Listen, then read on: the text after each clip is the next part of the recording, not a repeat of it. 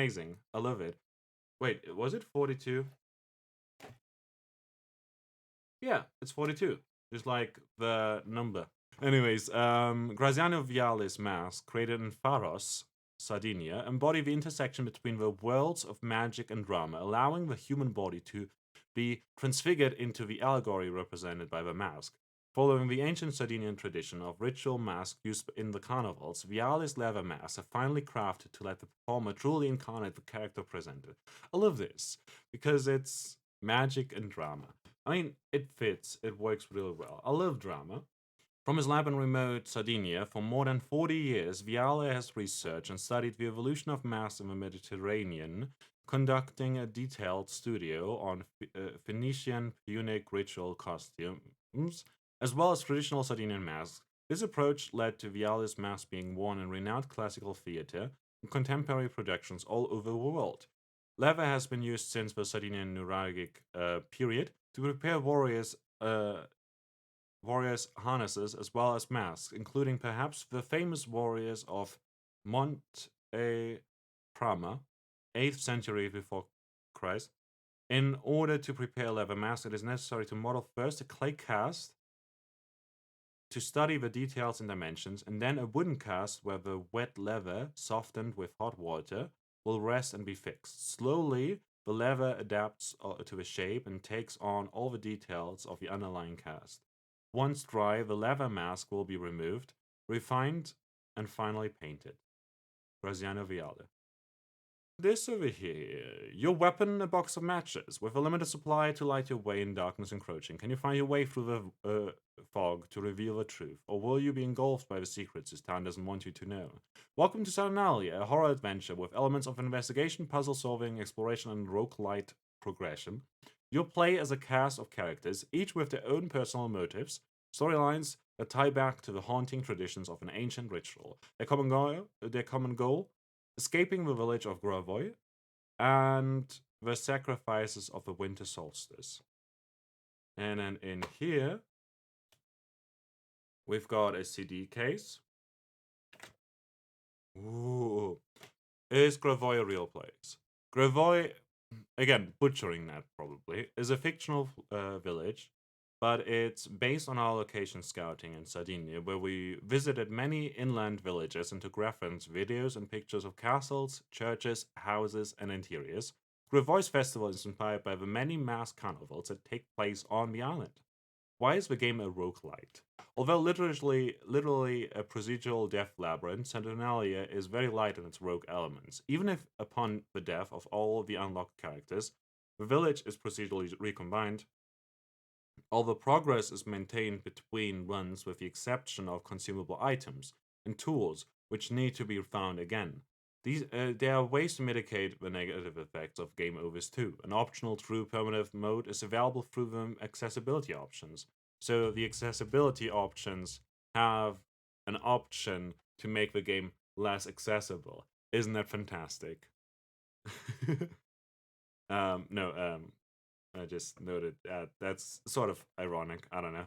Why is the game called Saturnalia? The festival at the core of the game is the winter solstice celebrations, which has existed across cultures and civilizations since time immemorial. Ancient Romans called it Saturnalia, and in the game you will discover how its many incarnations tie to the horrific events taking place in Gravoy. Are there multiple endings? Yes. Based on the surviving characters and events that led to the ending, there are two major endings and many smaller permutations to discover. The game is 9 to 15 hours long on a first playthrough. How does the rendering work? Although made in Unity, the game uses its own rendering and lighting pipeline. All the color is applied through shading and post processing and is not part of the world's texture. It's like a black and white movie colorized in real time based on context.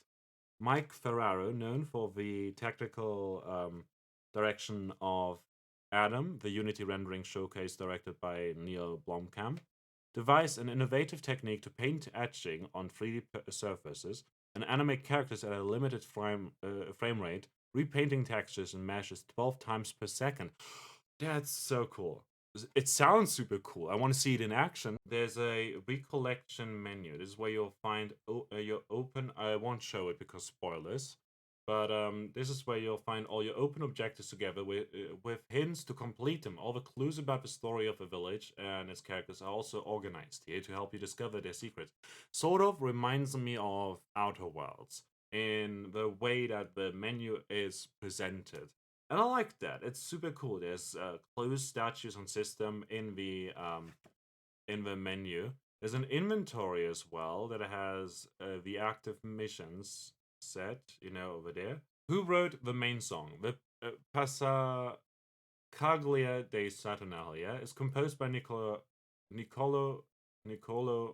Sala. Sorry for butchering that. I'm sorry. I'm sorry. A longtime Santa Regione collaborator, known for the soundtrack to Wheels of Aurelia, great game, among others, and performed by opera singer Roberta Val.